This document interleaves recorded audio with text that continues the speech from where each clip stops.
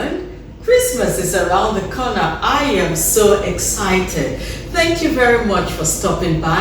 If you are new to this channel, my name is Lydia, Chef Lydia as I am popularly known, and I'd like to say welcome. And if you're old, thank you very much for stopping by yet again. Today I would like to talk about banana cake. Remember, throughout this Christmas series, I will be showing you stunning recipes that will lift up your tables on Christmas Day. So if you come closer, I will show you the ingredients we need. For ingredients, we are obviously going to need some bananas, and I would highly recommend that you use bananas that are fully ripe. In fact, if you can lay your hands on the bananas that have brown spots, that will even be better. You see, when they have the brown spots, it just shows that the acid in the bananas are beginning to turn into sugar, and that will leave your banana really sweet, because bananas at that stage are at the peak of their sweetness. So that's it with banana. Over to the other ingredients now. You shall need some eggs, sugar, all-purpose flour. You would also need vegetable oil, and remember, there is another kind of cake where you could use butter, but for this recipe I am using vegetable oil. Over here I've got some baking powder, nutmeg, cinnamon, bicarbonate of soda, and a pinch of salt. Now, your cinnamon is purely optional. You do not have to use it. I am using it because it gives your banana cake a really nice twist and flavor, and we in our family, we love our banana cake with cinnamon, but really you don't have to use it. If you want to have your cake really nice and brown, the first thing I will say is do not mix your bicarbonate with baking powder. Just use bicarbonate of soda on its own. That is going to give you a darker color.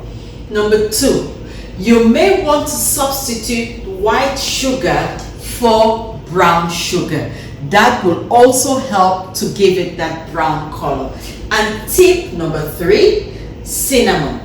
Remember that I said we like our banana cakes with a little cinnamon taste or flavor, but another thing that the cinnamon does is it will help to turn your cake into a brown color. So let's move now to the method, shall we? Now, the first thing you do is to peel your bananas and chop it off, and later on you could use either a fork to mash up the banana, or you could use a potato masher like this one to mash it up.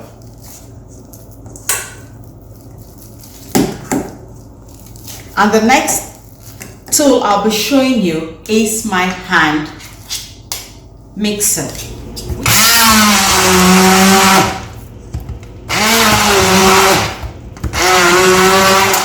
The bananas have been well mashed, and this is what you are looking for. We want a smooth paste. We don't want any lumps or bits in the banana. And from here, the next thing, to be honest with you guys, I'm just going to make it up as I go along. You know, the one good thing about banana cakes is the fact that it is very friendly. No matter how you turn it around, so long as your ingredients are right and correct, it should give you a good result, okay? So, if you are new to the field of baking, if you're not used to making cakes, this actually is a good place to start, because like I said, it's very friendly. And yeah, I'll see. I'm going to start with my eggs. And whether you start with the eggs or the bananas or the sugar, as like I said, whatever you do, it should turn out good. And I am going to whisk these eggs with the sugar. Now, you could use a whisk like this one and just whisk until everything is nice and foamy. But again, guys, like I told you, I am in so much of a rush. I am going to be using my. So I have whisked the sugar and the eggs, and this is what you get. A nice foamy, creamy texture. And the next thing I'll be doing, I'm going to add the banana. And whether I add the banana or the oil, it really, doesn't matter. In no particular order, guys. So what I am basically doing now is mixing up the wet ingredients. And like I say, in no particular order. So the banana soaking. And next, the oil. I love my spatula very much. I just like to get everything out of a plate. So yes, this is my best friend in the kitchen, my spatula. Right, and then I mix it.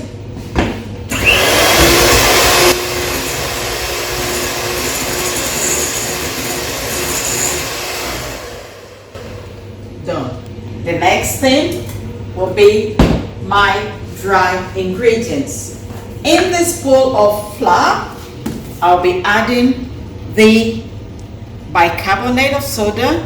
I would add the, what's that called? Cinnamon, nutmeg,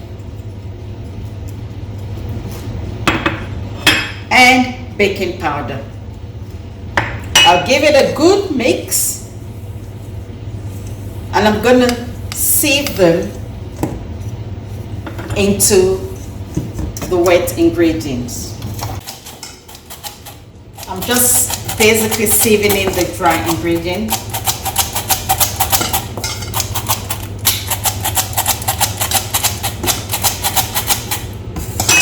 And I mix. Don't forget your spatula. Make sure you scrape around your bowl. We want everything nicely incorporated. No dry flour hanging around or sticking at the bottom of our bowl. So always try to incorporate everything. And the one thing you really do not want to do is to overmix your banana cake. So once you put the dry ingredients and you've used your machine or your whisk and everything is nicely incorporated, I would suggest that you just stop. When you overmix your banana cake, it may lead your banana cake to be too rubbery or too dense. And what we really want is a light, fluffy, and delicate cake. We don't want anything too dense. So now, at this point, you could add anything you want into your banana cake. Banana cake is so versatile and so friendly. You could incorporate some vegetables, talk about carrots, and yes, some zucchini. You could do that. You could also add some nuts into the cake or some raisins. Desiccated coconut is another nice one. So this is the time to do that. But like I told you earlier, I love my banana cake just plain and simple. A little bit of cinnamon does it for us. So now's the time to pour in your batter into your preferred dish. Some people like to use the loaf dish, and this measurement should give you 2 loaf dishes. And don't worry about the measurement. I am going to be sticking everything down, okay? And I prefer to use something more fancy. So, and now when I finish, I'll take it straight to the oven. Oh yeah, another thing, look at the dish.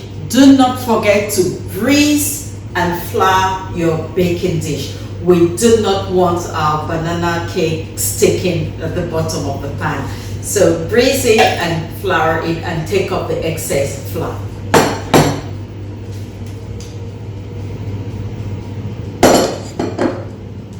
Once again, I like to get everything out of my bowl. I don't like wastage, guys.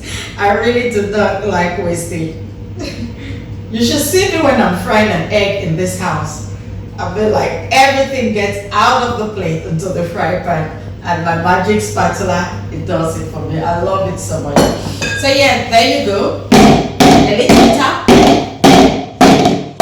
to get off the air bubbles, and straight into a preheated oven. When you insert a cake tester and it comes out dry, then you know your cake is ready. So I'll see you guys, don't go anywhere. And voila guys, whilst you were busy watching the video, I quickly went behind and did another mixture, and so you can find the 2 bread loaves here. I hope you have enjoyed this tutorial. It's so easy to do. Banana cake is also very affordable. You can find bananas anywhere at an affordable price. So it is something you really want to consume or make over the Christmas season. And another thing, you can make it ahead of time and freeze so that when the time comes, you are ready. It freezes very well. Just get it out of the freezer a couple of hours before your visitors come. If you haven't subscribed to my channel, you better be doing so now, otherwise you'll be missing out on so much. I've got loads more to come your way, and I want you to be a part of it. Love you guys. Merry Christmas. Oops, how could I go without showing you what it looks like? I almost forgot to have a little taste and let you see what it looks like inside. Now look at that guys, look at that. See how spongy it is? It springs back to you. Okay, I am so happy. Look at this. Is how banana cake should be. Nice, soft, fluffy, spongy. Woo! You've got the perfect recipe guys. I don't want to hear anymore. No more excuses. Go ahead and do yours. And please, if you have a successful cake, I would love to know. I love you very much. Bye now.